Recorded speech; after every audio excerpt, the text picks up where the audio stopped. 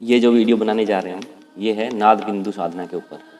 नाद क्या है उसका पूरा बताएंगे आपको। नाद की साधना कैसे करनी है, नाद साधना में आपको क्या क्या अनुभव होते हैं और नाद साधना का प्रैक्टिकल कैसे कर सकते हैं, उसकी क्या अवस्थाएं होती हैं और उसके क्या लाभ होते हैं, इनको हम एक एक करके समझेंगे। अब समझेंगे नाद बिंदु साधना क्या है। नाद साधना क्या है, ध्वनि विज्ञान है और इसका सिद्धांत क्या है कि पूरा विश्व जो है एक नाद पर आधारित है। संपूर्ण ब्रह्मांड है ध्वनि सिद्धांतों का ही एक रचनात्मक रूप है। ये ध्वनियाँ केवल बाह्य वातावरण में ही नहीं बल्कि हमारे शरीर में चेतना के विभिन्न स्तरों पर भी ध्वनि तरंगे हैं। उनके मिश्रण तथा अदल बदल से शरीर निर्मित होता है। मतलब जो हमारा जो शरीर है वो भी किस चीज से बनता है, जो हमारी ध्वनि है उनके अदल बदल से, उनके मिश्रण से ही शरीर का निर्माण होता है। अब नाद योग के अनुसार क्या है, प्रारंभ में केवल एक ही ध्वनि थी, वो किस चीज की थी, ओम की। उसके पश्चात क्या है, ध्वनि तरंगों के द्वारा ब्रह्मांड की रचना हुई है। अर्थात जो भी कुछ अस्तित्व में दिख रहा है वो सब क्या है, ध्वनि तरंगों के द्वारा ही निर्मित है। ध्वनि के द्वारा ही सब चीजों का निर्माण हुआ है, सब चीजों की रचना हुई है। ऐसा इस नाद बिंदु साधना में बताया गया है।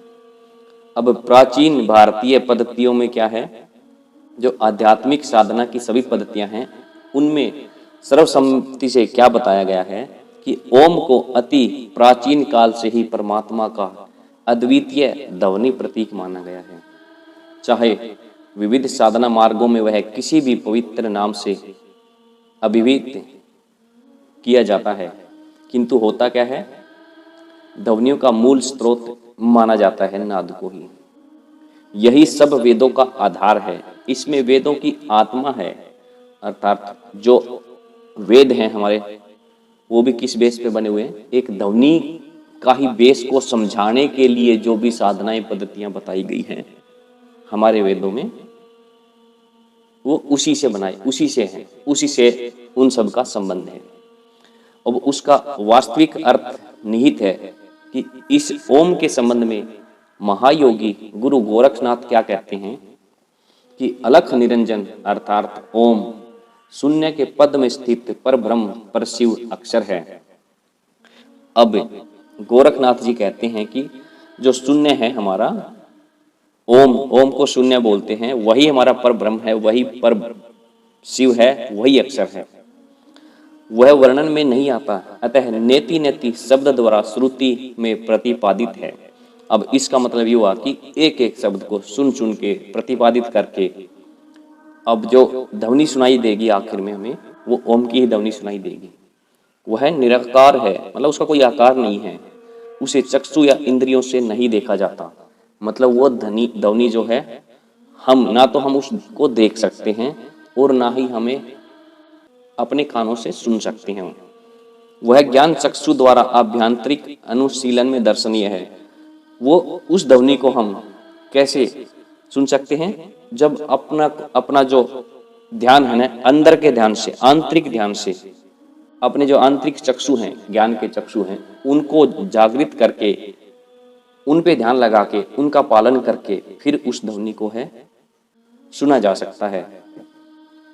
ब्रह्मरंध्र में सहस्त्रार में अनाहत नाद का श्रवण करते हुए योगी उसकी महिमा और व्यापकता का शब्दांकन करते हैं। अब इसमें बता दिया कि ब्रह्मरंध्र है, सहस्त्रार है, अनाहत नाद का श्रवण और उसकी महिमा और व्यापकता है, वो सब नाद के बारे में ही बोल रहे हैं। सब चीज ब्रह्मरंध्र हो गया, सहस्त्रार हो गया, अनाहत नाद हो गया, सब क्या है ब्रह्मरंध्र, सभी उसी के बारे में बोल रहे हैं। सबको एक ही नाम दे दिया, ब्रह्मरंध्र बोलो, सहस्त्रार बोलो, सब अनाहत का ही श्रवण करते हुए योगी इन सभी चीजों में से ऊपर जाता है। वे वर्णातीत पर ब्रह्म का निरूपण करते हैं, पर यह निरूपण उनकी परमात्मा अनुभूति का ही परम फल है। यह निर्विवाद है, समस्त ब्रह्मांड में व्यापक ब्रह्म पिंड में अनुभव संवेद है। पर ब्रह्म का साक्षात्कार स्वरूप चिंतन अनुभव गम्य है। अच्छा, पर ब्रह्म का साक्षात्कार कैसे करते हैं, स्वरूप का चिंतन करने से। इस सामान्य ध्वनि रूप में शक्ति युक्त परमात्मा की आत्मा अभिव्यक्ति को अनाहत नाद कहते हैं।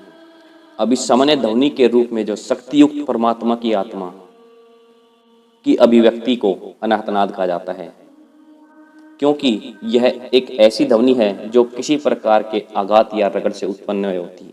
इसमें क्या कहते हैं कि ये जो अनाहत नाद की जो ध्वनि है वो कैसे पैदा होती है, किसी चीज़ के रगड़ खाने से या किसी चीज़ के टकराने से या दो चीज़ों को बजाने से जो आवाज़ आती है ये वो ध्वनि नहीं है, और न ही यह विभिन्न भागों में विभाजित ही हो सकती है, और इस ध्वनि को विभिन्न भागों में विभाजित नहीं कर सकते। जैसे हम डोल से एक आवाज़ निकालते हैं या सीटी की कोई आवाज़ होती है, ऐसे हम अपने तरीके से आवाज़ निकाल सकते हैं ना, लेकिन ये ध्वनि ऐसी नहीं है। जो अनाहत नाद की जो ध्वनि है ना वो ऐसी नहीं है, विभाजित नहीं हो सकती। यह अनादि अनंत है, पूर्ण है। ये क्या है, अनादिकाल से, जब से मनुष्य जन्म लेता है तब से यह ध्वनि शुरू होती है और पूर्ण ध्वनि है ये। यह उच्चारण के लिए नहीं वरना मन की एकाग्रता के अभ्यास के द्वारा परिलक्षित किए जाने के लिए है। यह ध्वनि क्या है, उच्चारित हम कर नहीं सकते, मन की एकाग्रता के अभ्यास में, यानी मन से एकाग्र होके इसका अभ्यास करने के लिए है। प्रत्येक उच्चारित ध्वनि स्वर यांत्रियों के आघात से उत्पन्न होती है, यह विभाजित होती है, किंतु ओम सभी विशिष्ट खंडित ध्वनियों के मूल में निहित सर्वव्यापक अखंड ध्वनि है। अब इसमें बताया गया कि है जो भी ध्वनियां हैं वो आघात से उत्पन्न होती है, परंतु एक ओम की ऐसी ध्वनि है जो खंडित ध्वनियों के मूल में निहित सर्वव्यापक अखंड ध्वनि है। मतलब ओम की जो ध्वनि है वो अखंड ध्वनि है, वो विभाजित नहीं हो सकती। परमात्मा के इस ध्वनि प्रतीक के अनुसंधान को ही नाद अनुसंधान कहते हैं। अर्थात जो ओम की ध्वनि को सुनना आत्मचिंतन के द्वारा, न कि बाहर का म्यूजिक लगा के सुनना, वो नहीं बोलते। अपने मन को एकाग्र करके शांत बैठ के जो ध्वनि को सुनते हैं और जो अनुसंधान, यानी उसमें जो बैठ के खोजबीन करते हैं ध्वनियों की, कौन सी ध्वनि सुनाई दे रही है, उसको ही आत्म अनुसंधान है, उसी को ही नाद अनुसंधान कहते हैं। यह एक महत्वपूर्ण और प्रभावशाली योग पद्धति है, ध्यान बिंदु उपनिषद में कहा गया है। अब इसमें कहते हैं कि ये क्या है, एक महत्वपूर्ण, सबसे महत्वपूर्ण बोलते हैं, अत्यंत महत्वपूर्ण और अत्यंत प्रभावशाली योग की साधना है नाद बिंदु साधना। अब ध्यान बिंदु उपनिषद में क्या कहा गया है कि बीजाक्षर परम बिंदु है और उसके ऊपर नाद की स्थिति है। जो हमारे जो बीज अक्षर हैं उनसे ऊपर जो स्थिति है, नाद की स्थिति है, वह नाद शब्द अक्षर में लय हो जाता है, तब शब्द रहित परम पद का रूप होता है। अनाहत शब्द से भी परे है जो शब्द है, उसके पाने से ही योगी के संशय की निश्चित समाप्ति हो जाती है। जो लोग अनाहत नाद को पा लेते हैं, उसके जो भी संशय है, उनकी शंकाएं हैं, वो सब दूर हो जाती हैं, खत्म हो जाती हैं, समाप्त हो जाती हैं। अब गोरख वाणी में महायोगी गोरखनाथ जी क्या कहते हैं, नाद का अनुसंधान साक्षात ओम शब्द ब्रह्म परमात्मा की उपासना है। अर्थात नाद का जो अनुसंधान है, ओम शब्द परमात्मा की ही एक उपासना है। केवल नाद रटने से साधना की सिद्धि नहीं होती। अब कहते हैं कि नाद करने से साधना की सिद्धि नहीं हो पाएगी, उसमें मन को संपूर्ण रूप से एकाग्र करना पड़ेगा। अमनस्क पर चित्तवृत्ति का पूर्ण निरोध कर नाद की अंतिम अवस्था शब्दातीत अवस्था में प्रवाहित अनाहत में अपने आत्म स्वरूप को लेकर परमात्मा में तादात्म्य में किया जाता है। अब क्या कहते हैं कि नाद की अंतिम अवस्था कैसे प्रवाहित होगी, शब्दातीत में अवस्था प्रवाहित अनाहत में अपने आत्म स्वरूप को लेकर, यानी अपने आत्म स्वरूप को अनाहत में प्रवाहित कर दो, तब परमात्मा में उसका तादात्म्य हो जाएगा। यह साधना कोई बिरला योगी ही कर पाता है। अब बोलते हैं ये सब लोग नहीं कर पाते, कोई बिल्कुल जो जानकार है, कोई ही, बहुत ही विरला ही कोई कर पाता है, लाखों करोड़ों लोगों में मान लो। नाद बिंदु दोनों सूखे पाषाण खंड के समान है। नाद बिंदु क्या है, सूखे पाषाण खंडों के समान है, पर उनकी साधना से आत्मरस परमामृत तत्व के बोध में योग साधना सिद्ध अवस्था में समाहित अथवा स्वरूप पथ हो जाता है। अब योगीराज भरतहरिनाथ ने क्या कहते हैं, महायोगेश्वर परम सदगुरु मत्स्येंद्र नाथ जी के सेवक महायोगी गुरु गोरखनाथ जी का योगीराज भर्तहरि के प्रति योगा उपदेश है कि हे भर्तहरि, प्राणायाम के द्वारा नाड़ियों के मल का शोधन कर चित्तवृत्ति को निरुद्ध कर नाद बिंदु की साधना में तत्पर हो जाना।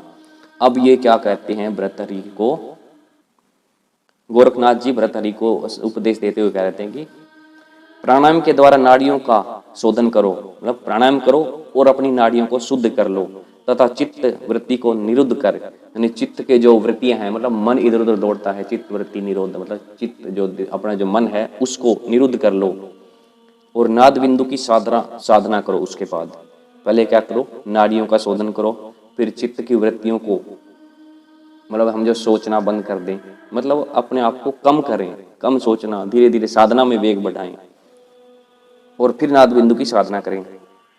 हे भर्तहरि, इस तरह नाद बिंदु की साधना में निरंतर एकांत स्थान में निवास कर अथवा सहज शून्य गगनस्थ सहस्त्रार में आत्मा का लय कर सीधा अवस्था में रमण करना चाहिए। अब भर्तहरि से क्या कहते हैं कि नाद बिंदु की साधना लगातार एकांत स्थान पे जाके सहज शून्य सहस्त्रार में आत्मा का लय कर, मतलब सहस्त्रार में अपनी आत्मा को ले जाएं नाद बिंदु की साधना करके और सिद्ध अवस्था में रहना चाहिए। नाद बिंदु साधना ही पूर्ण योग सिद्धि का साधना पथ है।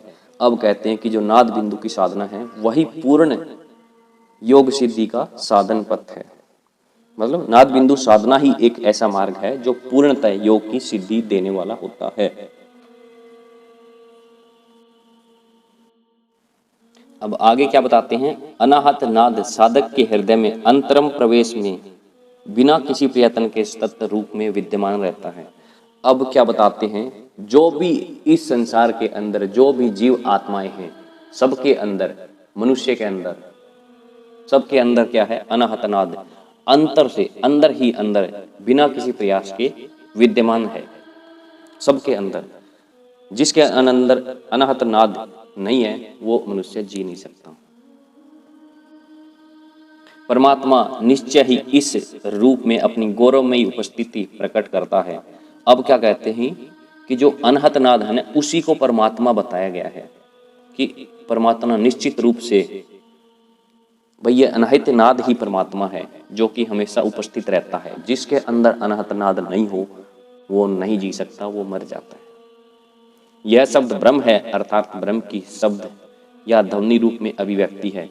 अब इसी शब्द को, अनहत नाद को ही क्या है, ब्रह्म बोला गया है और ब्रह्म ही, यही ब्रह्म ही शब्द है और यही ध्वनि रूप में अभिव्यक्त है। अर्थात क्या हुआ, जो अनहत नाद है वही ब्रह्म है और ब्रह्म ही शब्द है और शब्द क्या है, ध्वनि के रूप में अभिव्यक्ति है। मतलब भगवान क्या हुआ, ध्वनि हुई, शब्द हुआ, अनहत नाद हुआ शब्द, शब्द क्या हुआ, ध्वनि, ध्वनि ही भगवान है, ध्वनि ही परमात्मा है। योग साधना के शब्द यानी नाद साधना के महत्व में महायोगी गोरखनाथ जी क्या कहते हैं, योग साधना की दृष्टि से शब्द ही ताला है क्योंकि यह परमात्मा तत्व को गुप्त रखता है। अब योग की साधना की दृष्टि से क्या बोलते हैं गोरखनाथ जी कि ये ताला है जो कि परमात्मा जो तत्व है आपके अंदर विद्यमान, उसको गुप्त रखता है। शब्द की धारा ही सूक्ष्म परमात्मा तत्व पर स्थूल आवरणों को बांधकर सृष्टि का संयोजन तथा निर्माण करती है। मूल अधिष्ठान तक पहुंचने के लिए शब्द की धार पकड़कर वापिस आना पड़ता है। मतलब अब ये कह रहे हैं मूल अधिष्ठान मतलब वापिस परमात्मा तक जाने के लिए शब्द की धार को पकड़कर ही आना पड़ेगा। मतलब परमात्मा तक पहुंचने के लिए अनहत नाद को पकड़कर आप साधना करेंगे तो वापिस भगवान के पास जा सकते हैं। इसलिए शब्द कुंजी भी है और इस शब्द को, अनहत नाद को कुंजी मतलब खजाना बोला गया है।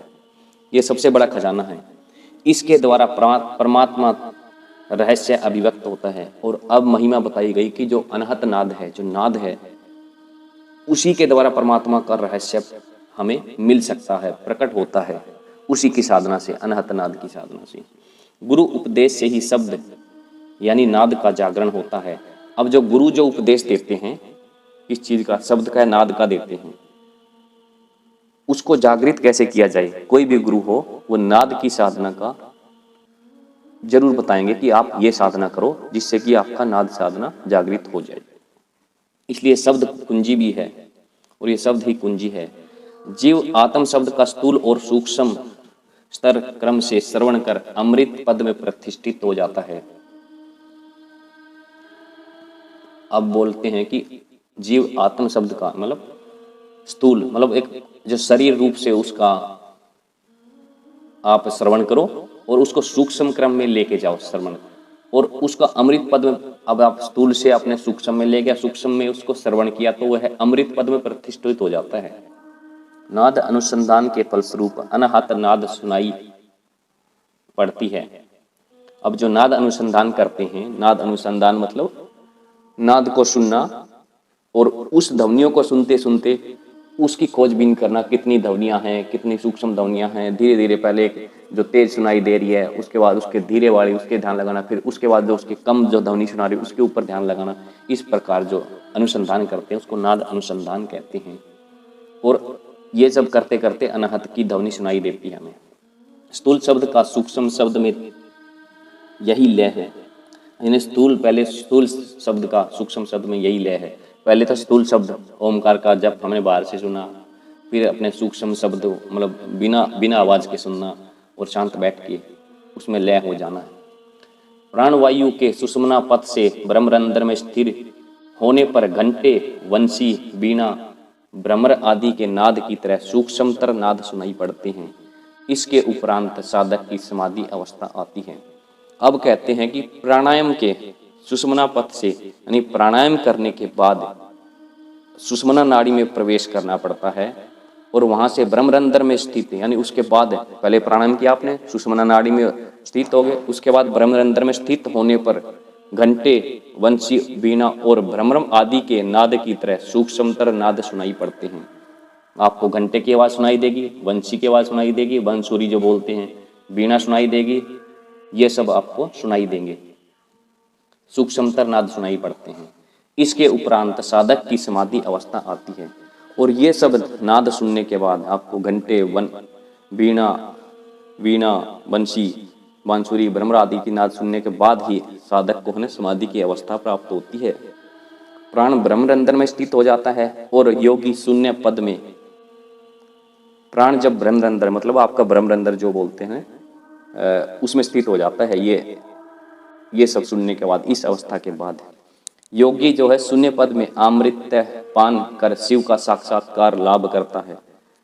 अब ये आपको बिना घंटे सुनाई दे, ब्रह्मरंध्र में स्थित हो गए, उसके बाद आत्मा को शिव का साक्षात्कार मतलब आपको शिव की स्थिति प्राप्त हो, शिव के जैसे हो जाते हो। शिव एक भगवान मत समझो, एक स्थिति को समझो, उस स्थिति को आप प्राप्त कर सकते हो। रहित शब्द तत्व के रूप में ओम अथवा ब्रह्म का प्रकाश होने पर जीवात्मा परमात्मा में अभेद हो उठता है। अब क्या करें, शब्द क्या तत्व के रूप में यानी ओम अथवा ओम, उसी को ब्रह्म का प्रकाश होने पर जीवात्मा परमात्मा में अभेद हो उठता है। मतलब ओम की ध्वनि सुनाई दी तो आप ब्रह्म का प्रकाश प्राप्त कर लेते हो, जीव आत्मा जो है परमात्मा के अंदर ही मिल जाता है, अभेद हो उठता है। नाद का अनुसंधान वस्तुतः ब्रह्म का हृदय में अन्वेषण है। अब कह रहे नाद का जो अनुसंधान है ब्रह्म का हृदय में अन्वेषण है। नाद अनुसंधान की आपने इतनी साधना कर ली कि एक तो जीवात्मा से परमात्मा बन जाओगे, दूसरा ब्रह्म जो है वो हृदय में अन्वेषण हो जाता है। एक साधक के लिए आवश्यक है कि वह अपना ध्यान स्थिरता पूर्वक इस नाद पर केंद्रित करे, जिसकी धारणा प्रारंभिक स्थिति में स्पष्ट होती है। अब कहते हैं कि साधक को है अपना ध्यान नाद पर ही केंद्रित करना चाहिए। हृदय इच्छाओं, पूर्वकृत कर्मों के प्रभावों तथा अनेक प्रकार की भावनाओं और प्रवृत्तियों का केंद्र होता है, जिनसे अनेक प्रकार की हलचलें उत्पन्न होती हैं। फलस्वरूप है सामान्यतः जीवन क्रम में यह नाद न तो सुना जा सकता है और न ही अनुभव किया जा सकता है। आप बोलते हैं कि भैया कि हृदय इच्छाओं मतलब जो दिल की इच्छाएं हैं, पूर्वकृत कर्मों के प्रभाव और अनेक प्रकार की भावनाओं, पहले के कर्मों के और भावनाओं के और प्रवृत्तियों का केंद्र है अनहत नाद है, जिनसे क्या है अनेक प्रकार की हलचलें उत्पन्न होती हैं।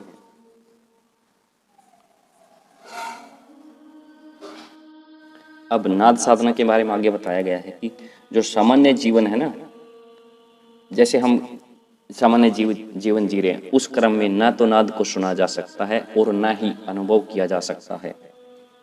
मतलब नाद को ऐसे नॉर्मल लाइफ में, जनरल लाइफ में जीते हुए नहीं सुन सकते, इसमें यही बताया गया है।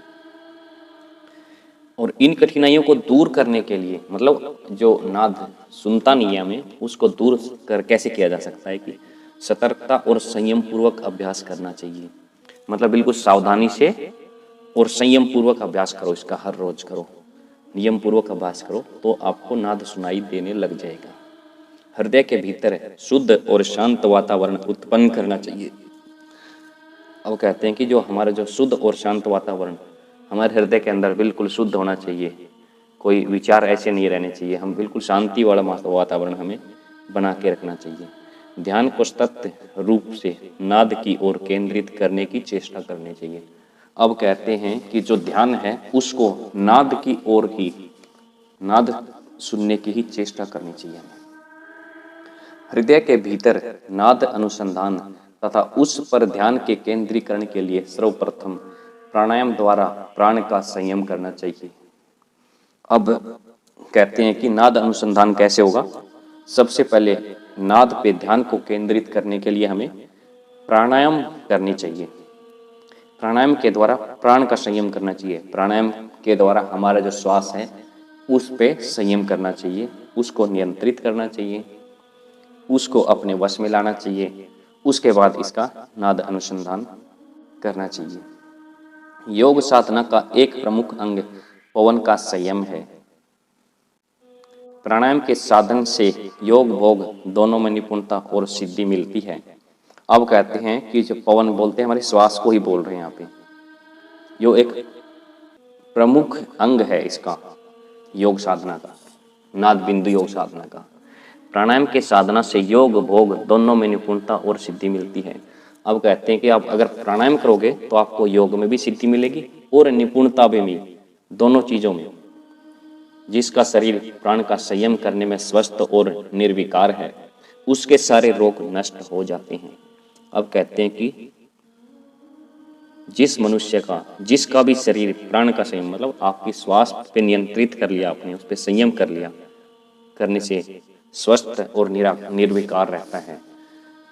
मतलब विकार से रहित आपका अगर श्वास और प्राण रहेंगे तो आप सब रोगों को नष्ट कर सकते हैं। जो साधक प्राण को अपने शरीर में स्थिर रखता है,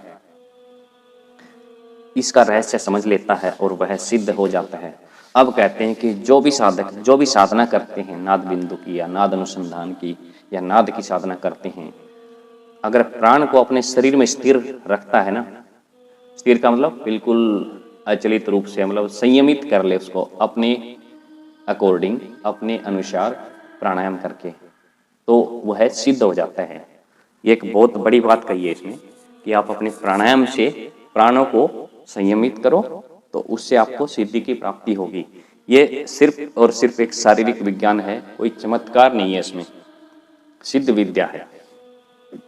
सृष्टि रचने की शक्ति रखता है और शिव स्वरूप हो जाता है। जो व्यक्ति इस रहस्य को समझ लेता है वह सिद्ध तो हो ही जाता है, उसमें इतनी शक्ति आ जाती है कि सृष्टि की रचना कर सकता है और शिव, भगवान शिव के समान हो जाता है। कितनी बड़ी बात कही है कि प्राणायाम से, नाद अनुसंधान से, नाद बिंदु साधना से, नाद योग से आप क्या शिव स्वरूप हो सकते हो। अभी गोरख वाणी में क्या कहा गया है, हे अवधूत, प्राण का संयम करना चाहिए। दशम अथवा प्राण का संयम प्राणायाम के अभ्यास से ही सिद्ध होता है। अब कहते हैं अवधूत, आपको ना प्राणों का संयम करना चाहिए, उसके संयम से है ना सिद्धि हो जाती है। प्राण संयम की सिद्धि होती है। नवद्वार, मुख, नेत्र, नौ द्वारों की बात कर रहे हैं अभी। नौ द्वार, मुख हो गया, मुख, नेत्र आंखें होगी, नासानंद्र मतलब नाक के 2 छेद, कान, उपस्थ और गुदा तो प्रत्यक्ष हैं, पर ब्रह्मरंध्र 10वां द्वार अप्रत्यक्ष है। मतलब 9 द्वार तो हमारे प्रमुख हो ही गए। मुख हो गया, नाक होगा, आंख होगी, कान होगी, गुदा द्वार होगा और लिंग द्वार, ये तो हो गया। उसके अलावा जो 10वां द्वार है वो अप्रत्यक्ष है, वो दिखता नहीं है, वो है नहीं, उपस्थिति उसकी नहीं है, प्रत्यक्ष रूप में नहीं है, अप्रत्यक्ष रूप में उपस्थित है वो। 10वें द्वार में ही योगी उन्मन हो जाता है। जब 9 द्वारों को बंद करके जब योगी है वो 10वें द्वार में उन्मन हो जाता है, नाद बिंदु के मेल से उत्पन्न अनाहत नाद का श्रवण कर वह निराकार पर ब्रह्म शिव के प्रकाश का ब्रह्मानंद में दर्शन करता है। अब ये कहते हैं कि नाद बिंदु के मेल से उत्पन्न अनाहत, नाद बिंदु से क्या हुआ, उत्पन्न अनाहत नाद, और उसका योगी ने श्रवण किया और वो निराकार पर ब्रह्म प्रकाश का ब्रह्मानंद में दर्शन करता है। पहले तो क्या किया, नाद बिंदु और फिर अनाहत नाद का श्रवण और फिर निराकार, और वो ब्रह्म शिव पर ब्रह्म शिव के वो जो प्रकाश रूपी शिव है, पर ब्रह्म है, वो प्रकाश रूपी है, ब्रह्मानंद में उस प्रकाश का दर्शन करता है। नाद बिंदु के मेल से उत्पन्न अनाहत नाद, नाद बिंदु से क्या हुआ, अनाहत नाद उत्पन्न हुआ और उससे निराकार पर ब्रह्म जो कि क्या है, प्रकाश रूप में है, ब्रह्म पर ब्रह्म शिव के रूप में है, उसमें ब्रह्मानंद में दर्शन करता है प्रकाश का। ब्रह्मानंद में सूर्य और चंद्रमा की ज्योति के बिना ही अलख निरंतर चिन्मय तत्व भाषित होता है। अब ब्रह्मानंद में है सूर्य और प्रकाश की ज्योति नहीं होती, लेकिन उनसे भी ज्यादा प्रकाश वहां पे भाषित होता है साधक को जब ये साधना करता है। तब प्राणायाम के अभ्यास से नाद अनुसंधान के लिए प्रणव जप करना चाहिए। अब कहते हैं कि प्राणायाम के अभ्यास के बाद जो नाद अनुसंधान है उसको करने के लिए आपको प्रणव यानी ओम का जप करना चाहिए। अनाहत नाद के अनुश्रवण में आंख और कान सतर्कतापूर्वक बंद करके प्रणव को नियमित और दीर्घ उच्चारण ओम तथा एक उच्च ध्वनि पर ध्यान की एकाग्रता का अभ्यास साधना की प्रक्रिया में अत्यधिक उपयोगी है। अब ये क्या कहते हैं कि इस साधना को आगे बढ़ाने के लिए अपने कानों को बंद कर लो, अपनी आंखों को बंद कर लो, फिर क्या है, दीर्घ उच्चारण ओम का लंबा उच्चारण करना है तथा एक स्वर उच्चारित ध्वनि पर आधार एकाग्रता का अभ्यास करने की प्रक्रिया में उपयोगी है। अब ये उच्चारित शब्द जो है ओ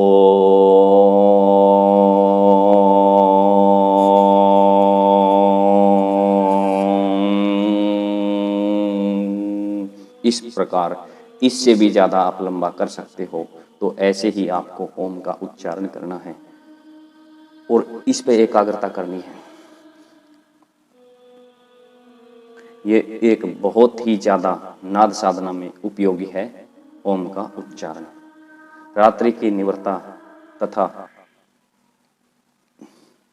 पर्वत गुहा द्वारों पर निर्जन वन प्रदेशों की शांति इसके लिए उपयुक्त वातावरण प्रस्तुत करते हैं। अब ये कहते हैं कि रात को और पर्वत या गुफाओं में या वन प्रदेश यानी वनों में, जंगलों में इसके लिए उपयुक्त वातावरण माना गया है।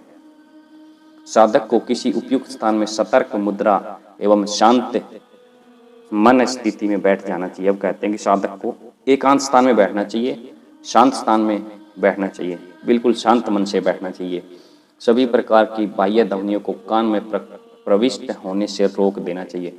अब कहते हैं कि जो भी बाहर की ध्वनियां उनको बिल्कुल रोक दो। ऐसी जगह चुन लीजिए जहां पे बाहर की ध्वनियां बिल्कुल न आती हो। ओम के मधुर एवं संगीत में ध्वनि से संपूर्ण वातावरण को गुंजायमान कर देना चाहिए। अब ओम का उच्चारण ऐसा करना चाहिए कि पूरा वातावरण, आप मान लो एक कमरे के अंदर कर रहे हो ध्यान, तो पूरा वातावरण ओम से गूंजने लगे। अगर गुफा में कर रहे हो तो गुफा गूंजने लगे, जंगल में कर रहे हो तो जंगल पूरा गूंजने लगे ओम से। इस तरह से आपको इसका उच्चारण करना चाहिए।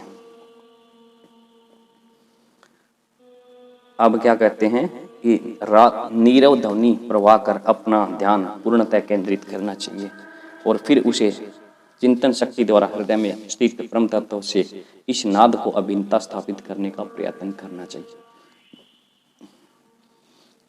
और चिंतन की शक्ति के लिए कह रहे हैं कि उसको हृदय में स्थित जो परम तत्व है, हृदय में स्थित है, उसको चिंतन शक्ति के प्रयत्न से हृदय में स्थित करना चाहिए और इसी रूप में परमात्मा का ध्यान अधिक गहराई से करना चाहिए।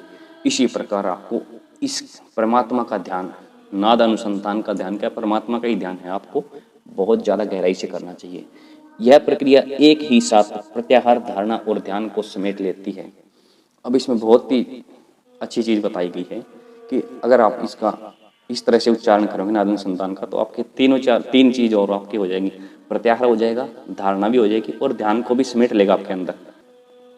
यह ध्वनि क्रमशः सूक्ष्मतर और सुमधुरतर तथा संपूर्ण चेतना से अभिन्तर हो जाती है। अब ये ध्वनि क्या है, बहुत छोटी, सूक्ष्म, बहुत ही छोटी हो जाएगी और इतनी मीठी हो जाएगी जो कि पूरी चेतना से अधीनतर हो जाती है, अलग हो जाती है। अंततः ध्वनि और चेतना एक हो जाती हैं। अब ध्वनि भी एक होगी, चेतना भी एक हो जाती है। इससे प्रत्याहार, धारणा और ध्यान तो लग ही जाएंगे आपके, जो कि अष्टांग योग के 2-3 भाग हैं, अष्टांग योग में आते हैं जो उसके भाग हैं। फिर आपकी चेतना सिमट जाती है, ध्वनि और चेतना एक हो जाएंगी। अहम इदम का भेद मिट जाता है, यह और वह का भेद मिट जाता है। इससे एक ही आनंद में चेतना रह जाती है और जब यह चेतना के दिव्य स्तर पर पहुंच जाती है, तब साधक परम तत्व शिव से पूर्णतः मिलकर एक हो जाता है।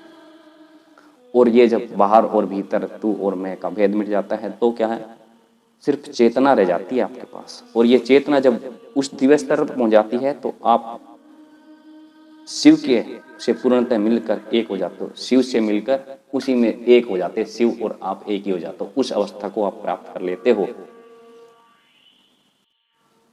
अब नाद के बारे में आगे बताया गया है कि नाद ही शक्ति है, शक्ति ही नाद है, शिव ही बिंदु है।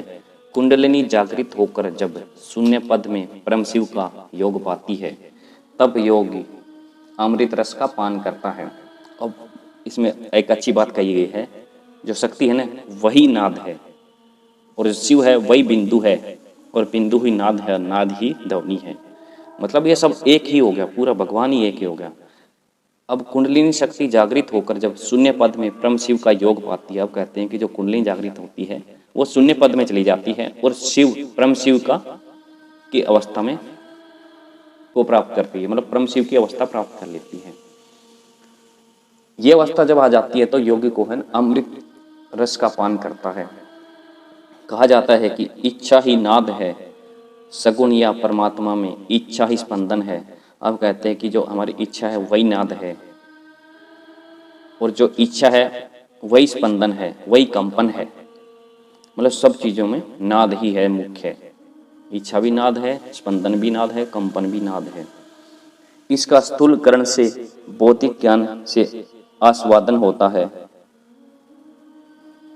अब ये कहते हैं कि इसको जो स्थूल, जो हमारे जो कान हैं, उनसे उनको नहीं सुना जा सकता। इच्छा के साथ जो क्रिया है वह बिंदु है और इच्छा के साथ जो भी क्रिया होती है वो बिंदु है, शून्य है, कुछ नहीं है। शिव ही शक्ति से नाद और नाद से बिंदु उत्पन्न होता है। जो भगवान शिव की शक्ति है, शिव एक अवस्था के नाम लेते हैं, भगवान शिव का नाम नहीं लेते, कि मनुष्य का नहीं, एक अवस्था का। शिव जो है वही शक्ति है, उसी से नाद उत्पन्न होता है और नाद से बिंदु उत्पन्न होता है। बिंदु मतलब शून्य की अवस्था मिलती है हमें। शिव स्वरूप बिंदु और बीज स्वरूप शक्ति का संबंध नाद है। अब कह रहे जो बिंदु है और शिव स्वरूप बिंदु है और बीज स्वरूप शक्ति, एक तो होगा बिंदु, दूसरी होगा शक्ति, का संबंध क्या है, नाद है। सबका संबंध नाद है। बिंदु के स्वाद और नाद अनुसंधान से योगी जीवन मुक्त होकर सिद्ध देह में स्थित रहता है। अब जो बिंदु, शून्य बिंदु की अवस्था और नाद अनुसंधान का श्रवण करने से योगी है ना, जीवन से मुक्त होकर सिद्ध देह में प्रविष्ट, सिद्ध देह में रहता है, सिद्ध देह हो जाती है उस योगी की। प्राणायाम के अभ्यास से ब्रह्म ग्रंथि का भेदन होता जाता है तथा शरीर के भीतर हृदयाकाश से उत्पन्न आभूषण की सी विचित्र आनंदमय अनाहत ध्वनि सुनाई देती। अब कहते हैं कि प्राणायाम का अभ्यास किया आपने, ब्रह्म ग्रंथि का भेदन किया और शरीर के भीतर जो हृदयाकाश है, जो आत्मा का जगह है, आत्मा का जो जहाँ रहती है, हृदयाकाश से बोल रहे हैं, उससे उत्पन्न है ना विचित्र ध्वनियाँ सुनाई देती है हमें। उस पर साधक के शरीर से दिव्य गंध निकलने शुरू हो जाती है। मतलब आपने क्या किया, प्राणायाम किया, ब्रह्म ग्रंथि का भेदन किया, हृदयाकाश में ध्यान लगाया, वहां से ध्वनि उत्पन्न हुई, वो सुनाई दी आपको, और वो ध्वनि जब सुनाई देगी आपको शरीर से दिव्य गंध निकलने लगी जाएगी। वह दिव्य चक्षु युक्त हो जाता है, उसके दिव्य चक्षु है ना खुल जाते हैं। दिव्य चक्षु को बोलते हैं, थर्ड आई बोल सकते हैं, तीसरी आंख बोल सकते हैं, वह उसकी जागृत हो जाती है। इस स्थिति में साधक के हृदय में योग ज्ञान का प्रकाश भर जाता है। अब ये स्थिति हो जाती है, आपने ध्यान लगा, प्राणायाम किया, ध्यान लगाया, आपने ब्रह्म ग्रंथि का भेदन किया, चिदाकाश हृदय में ध्यान लगाया, उसके बाद जो साधक के हृदय में क्या ज्ञान भर जाता है। अगर आपने उस प्रकाश को, हृदय में उस प्रकाश को जान लिया, देख लिया ना साधना से, प्राणायाम से, ब्रह्म ग्रंथि के भेदन से, तो आपको है ना दिव्य ज्ञान मिल जाता है। यह योग साधना की दिशा में प्राणायाम, मुद्रा बंध, चक्र भेदन और कुंडलिनी के प्रबोधन द्वारा आरंभ अवस्था कहलाती है। अब आपने क्या है, प्राणायाम के द्वारा आपने ब्रह्म ग्रंथि का भेदन किया, चिदाकाश यानी हृदयाकाश में आपने प्रकाश को अनुभव किया, फिर मुद्रा बंद किया, मुद्रा का बंद लगाया आपने, चक्रों का भेदन किया, तो इस अवस्था में जो कुंडलिनी जागृत होगी उसको बोलते हैं आरंभ अवस्था। अब दूसरी अवस्था है, इसमें प्राण वायु, अपान वायु, नाद और बिंदु को सम्मिलित करके विशुद्धि चक्र में प्रवेश करती है। और दूसरी अवस्था में क्या है, जो आपकी जो प्राण वायु है, अपान वायु है, नाद और बिंदु को मिला के विशुद्ध चक्र में प्रवेश कर जाती है। पहले आपकी कहाँ आई, हृदयाकाश में, फिर कहाँ आई, विशुद्धि चक्र में। क्या क्या आया आपका, प्राण वायु, प्राण अपान, नाद और बिंदु, ये सब मिलके हृदयाकाश से विशुद्धि चक्र में प्रवेश कर जाते हैं। उस समय आसन सिद्ध योगी ज्ञान संपन्न और देवता के समान हो जाता है।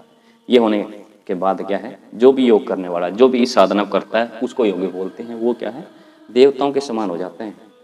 तब विष्णु ग्रंथि का भास होता है, और उस समय विष्णु की ग्रंथि का आभास होता है। और इस तरह अति शून्य कंठ देश में स्थित विशुद्धि चक्र का भेदन हो जाता है। इसमें यह बताया गया कि विशुद्धि चक्र का भेदन कैसे किया जाता है। पहले आपने प्राणायाम किया, फिर आपने ब्रह्म ग्रंथि का भेदन किया, फिर आपने हृदयाकाश में ध्यान लगाया, फिर प्राण और अपान वायु को और नाद और बिंदु को मिलाकर विशुद्धि चक्र में प्रवेश किया। तो इस प्रकार वहां पे आपका वो चक्र जागृत होने के बाद आप हो गए देवता के समान। और इस तरह अति शून्य कंठ देश में स्थित विशुद्धि चक्र का भेदन हो जाता है। तब परमानंद की प्राप्ति कराने वाली भेरी का सा शब्द सुनाई पड़ता है, जिसमें योगी पूर्ण में निमग्न हो जाता है। विशुद्धि चक्र का भेदन होते ही आपको परमानंद की प्राप्ति कराने वाली है भेरी का सा शब्द सुनाई देगा, भेरी भेरी का शब्द सुनाई देगा आपको। उसके बाद क्या है, तीसरी अवस्था है, उसमें क्या करना है, इसमें जब प्राण वायु विशुद्धि चक्र का भेदन कर संपूर्ण सिद्धियों के केंद्र महाशून्य अर्थात पोहों के मध्यवर्ती आकाश में प्रवेश करती है। पहले तो आपने क्या है, प्राणायाम किया, विशुद्धि चक्र का भेदन किया, और संपूर्ण सिद्धियों का केंद्र महाशून्य अर्थात भों के मध्य, तीसरी आई, थर्ड आई, जो तीसरा तिल, तीसरा नेत्र जो बोलते हैं, वहां पे जो आकाश है भों के मध्य में, उसमें प्रवेश करती हैं। जब मृदल नामक बाह्य विशेष किसी ध्वनि सुनाई देती है, जब आप विशुद्धि चक्र का भेदन करके आप आज्ञा चक्र पे जाते हैं, तब आपको मृदल नामक की ध्वनि सुनाई देगी। इसके बाद चिदाकाश को जीत लेने पर अमनस्क अवस्था, उन्मनी समाधि की प्राप्ति हो जाने पर योगी को सहज आनंद की प्राप्ति होती है। अब आपने आज्ञा चक्र पे ध्यान लगाया प्राणायाम वगैरह करके, तो आपको क्या है, सहज आनंद की प्राप्ति होगी, जिससे दोष, चित्त के सारे विकार, दुख, सुख, निद्रा, बुढ़ापा और मृत्यु से योगी छुट जाते हैं। अगर आपने अपनी थर्ड आई खोल ली, तीसरी आंख खोल ली, तीसरे तिल को खोल लिया, तीसरे नेत्र को जागृत कर लिया ध्यान लगा के, तो इसमें क्या कहा गया है कि आपके पूरे दोष, चित्त में, मन में जो भी विकार हैं सब, जो मल विकार हैं सब खत्म हो जाएंगे, दुख खत्म हो जाएगा, सुख भी खत्म हो जाएगा, आपका सब चीज़ों से दूर हो जाएगा, बुढ़ापे और मृत्यु से भी छूट जाता है। अब नाद की चौथी अवस्था बताते हैं। इसमें जब प्राण वायु रुद्र ग्रंथि भेदन करके ब्रह्मरंध्र में जाती है, तब उसे निष्पत्ति अवस्था कहते हैं। इस अवस्था में वंशी और वीणा का सा शब्द सुनाई देता है। अगली अवस्था में कह रहे हैं कि भैया आपने आगे चक्कर, विशुद्धि चक्र, आगे चक्र का भेदन कर लिया। अब ब्रह्मरंध्र यानी जो सहस्त्रार चक्र है उसको ब्रह्मरंध्र कहते हैं, वहाँ पे आपकी प्राणवायु चली जाती है, तब उसे निष्पत्ति अवस्था कहते हैं, उसको निष्पत्ति अवस्था कहते हैं। उस समय आपको बंसी और वीणा की ध्वनि सुनाई देंगी अगर आपको अपने प्राण को ब्रह्मरंध्र में ले गए हैं तो।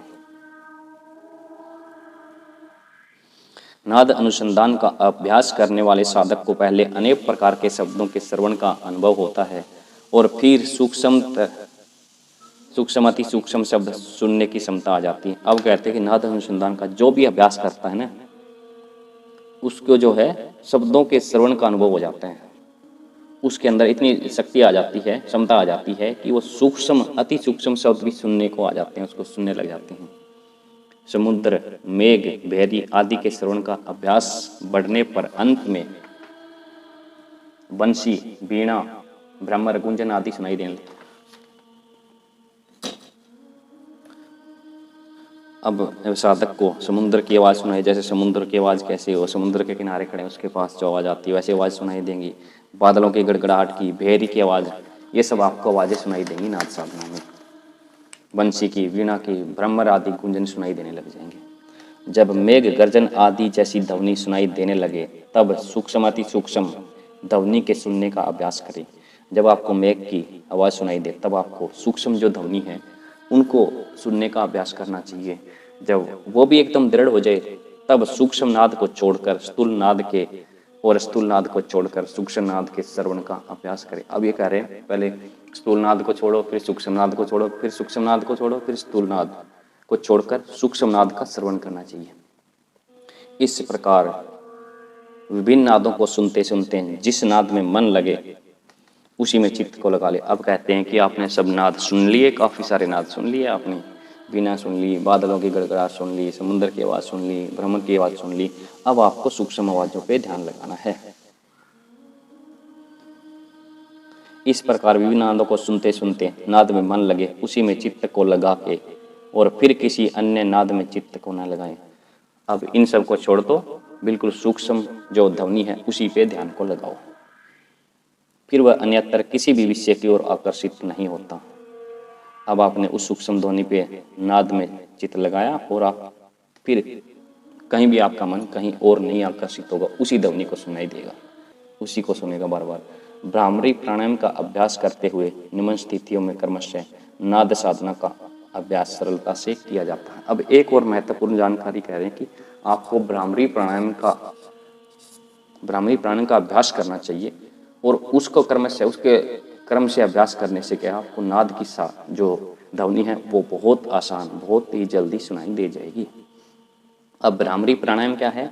किसी आसन में बैठकर आंख बंद करके दोनों तर्जनी उंगलियों से कानों को बंद कर लेना चाहिए। गहरी श्वास अंदर रोकें, फिर गले से भ्रमर की तरह आवाज़ निकालते हुए धीरे धीरे रेचक करें। जब पूरी तरह श्वास बाहर न निकल जाए तब तक भ्रमर की सी आवाज़ करती रहे। रेचक नाक से करना चाहिए और मुख बंद करना चाहिए। अब कह रहे हैं भैया इस साधना में भ्रामरी प्राणायाम का बहुत ही बड़ा रोल है, उसको करना चाहिए। वो कैसे करेंगे मैं एक बार आपको बता देता हूँ। आप बिल्कुल सीधे बैठ जाइए, आंखें बंद कर लो, कानों को अपनी तर्जनी उंगली से बंद कर लो, बहुत एक लंबी सी सांस अंदर लेंगे गहरी और फिर करेंगे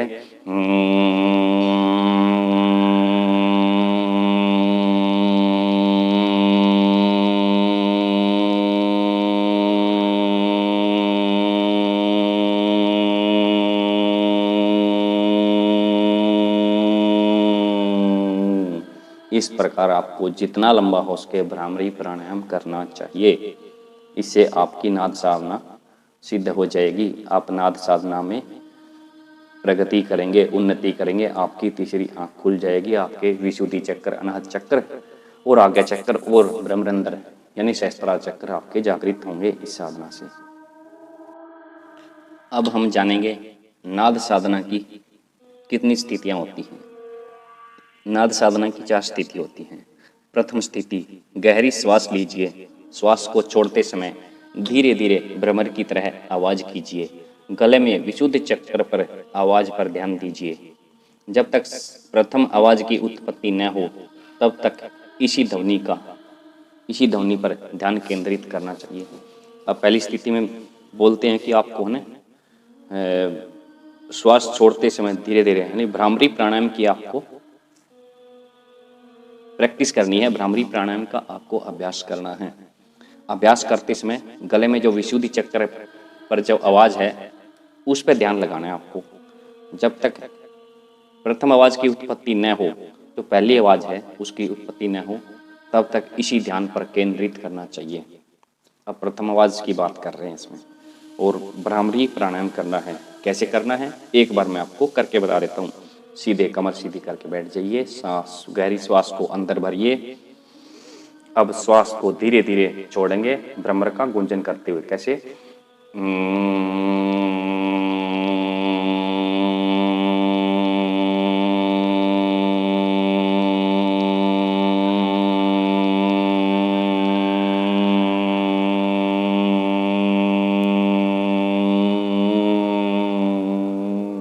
इस प्रकार आपको भ्रामरी प्राणायाम करना है।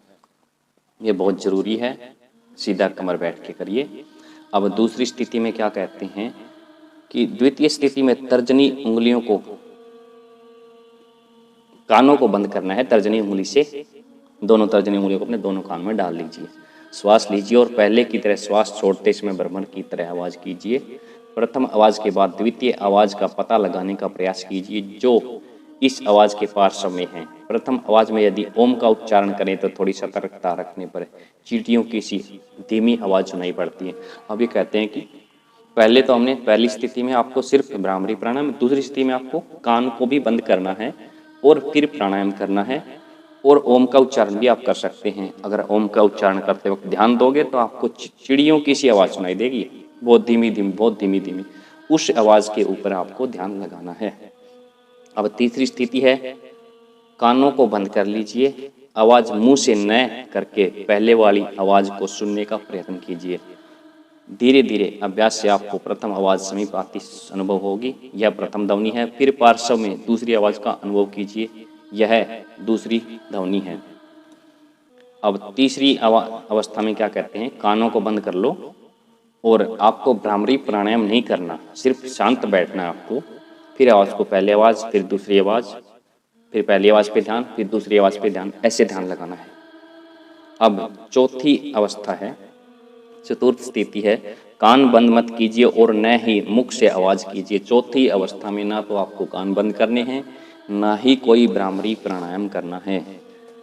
रात्रि की नीरवता में अथवा प्रातःकाल, अभी कह रहे हैं या तो आप रात को या सुबह सुबह एकांत में, मतलब एक शांत से आरामदायक आसन में, बिल्कुल सुखासन सबसे बढ़िया रहता है, सीधासन सबसे सुखदायी, और आप बहुत देर तक प्रैक्टिस करेंगे तो उसमें बैठ सकते हैं। आसन बहुत अच्छे हैं दोनों। बैठकर ध्वनि को पकड़ने का अभ्यास कीजिए।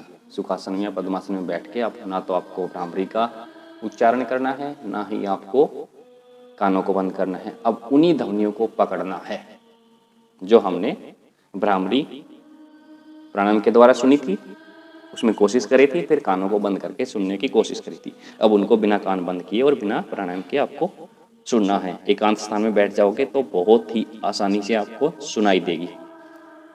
अब जो ध्वनि पे ध्यान लगाया आपने, उस ध्वनि को तेज होने दीजिए। उस पे एक ध्वनि पे आपने ध्यान लगाया, आपको बहुत तेज धीरे धीरे अभ्यास से आपको वो ध्वनि तेज होती सुनाई देगी। उसके बाद आपको क्या एक और ध्वनि सुनाई देगी, उसके पीछे एक छोटी और ध्वनि होती है जो बिल्कुल सूक्ष्म होती है, उस पे ध्यान लगाना आपको। बड़ी को छोड़ो, फिर छोटी पे ध्यान लगाना है। जो दूसरी ध्वनि उत्पन्न होगी उस पर ध्यान लगाना है। प्रथम ध्वनि पर ध्यान करना बंद कीजिए, द्वितीय आवाज़ को तेज होने दिए। पहली को सुना आपने, वो बड़ी हो गई, ऊंची हो गई, फिर दूसरी को पकड़ा, उस पर ध्यान लगाया, अब वो धीरे धीरे बहुत तेज हो जाएगी, ऊंची हो जाएगी, उस पर ध्यान लगाना है। इसके बाद तीसरी ध्वनि फिर निर्मित होती है आपकी, फिर उस पर ध्यान लगाना है। पहले दो को छोड़ दो, तीसरी भी फिर तेज हो जाएगी। इस प्रकार नाद योग का अभ्यास करने से मस्तिष्क की निराशा दूर होती है। इस प्रकार आप नाद योग का अभ्यास कर सकते हैं और आपके दिमाग में जो भी निराशाएं हैं ना, वो सब धीरे धीरे चली जाएंगी और आपका ध्यान सफल हो जाएगा, आपका मन भी बिल्कुल शांत हो जाएगा। अब जानेंगे कि नाद योग के अभ्यास से हमें क्या लाभ होते हैं। हठ योग प्रदीपिका में बताया गया है कि नाद योग के अनुसंधान से जो समाधि होती है उसके कर्ता योगेश्वर के हृदय में बदला हुआ एक आनंद सा होता है। यानी जो योग कर रहा है, नाद अनुसंधान का अभ्यास कर रहा है, उसको जो समाधि प्राप्त होती है उससे एक हृदय में बदला हुआ एक आनंद होता है, उसका हृदय बदल जाता है, आनंद की प्राप्ति होती है जो कि वाणी से अगम्य है, उसे एकमात्र श्री गोरखनाथ ही जानते हैं। अब ये कहते हैं कि उस आनंद को सिर्फ गोरखनाथ ही जानते हैं। हाथों से कानों को ढककर जो मुनि ध्वनि का श्रवण करता है वह चित्त को स्थिर करके स्थिर पद को प्राप्त कर जाता है। मतलब कानों को बंद करके ध्वनि को सुनो और स्थिर पद को प्राप्त करो। और इस अभ्यास को जो प्राप्त करता है, नाद बाह्य शब्द का आवरण करता है, जिससे योगी पल भर में सब विक्षेपों को जीत कर सुखी हो जाता है। इस प्रकार अभ्यास करने से आपके सब दुख दूर हो जाते हैं, आपकी चिंताएं मिट जाती हैं। अब शब्दादि विषयों के महान उद्यान में मंद में उन्मत्त हुआ जो मन साथी के समान स्वच्छंद विचरण करता है, उसका वश में आना बहुत कठिन है, परंतु नाद रूपी अंकुश द्वारा उसे वश में किया जा सकता है। फिर वह मन विषयों की ओर न दौड़ पर स्थिर हो जाता है। इसलिए योगी रूप साम्राज्य की आकांक्षा करने वाले साधक को नाद के अनुसंधान में तत्पर होना चाहिए।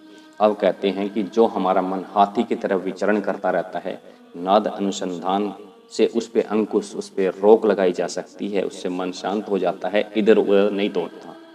नाद के अनुसंधान से सदा संचित पापों का क्षय होता है। अब कहते हैं कि जो आपने नाद अनुसंधान किया उससे जो भी आपके पूर्व में जो पाप हैं, पूर्व में किए हुए जो पाप हैं, वो सब आपके मिट जाते हैं। तो धन्यवाद, आपका बहुत बहुत धन्यवाद इस लेक्चर को सुनने के लिए। आप ये प्रैक्टिस कीजिए, आपको बहुत ही ज़्यादा लाभ होगा। ये मैंने इस विद्या को मैं प्रैक्टिस कर रहा हूँ, मुझे काफ़ी शांत फील होता है। मैं कहीं भी भीड़ में भी जाता हूँ, ध्यान को एकाग्र करता हूँ, तो मुझे ये सब ध्वनियाँ सुनाई दी जाती हैं। खासकर भंवरे की आवाज़ तो मुझे कहीं भी कभी भी हमेशा सुनाई देती रहती। तो आप इसका अभ्यास कीजिए, योग अभ्यास करते रहिए, आगे बढ़िए और अपने जीवन को सफल बनाइए। धन्यवाद, धन्यवाद, धन्यवाद।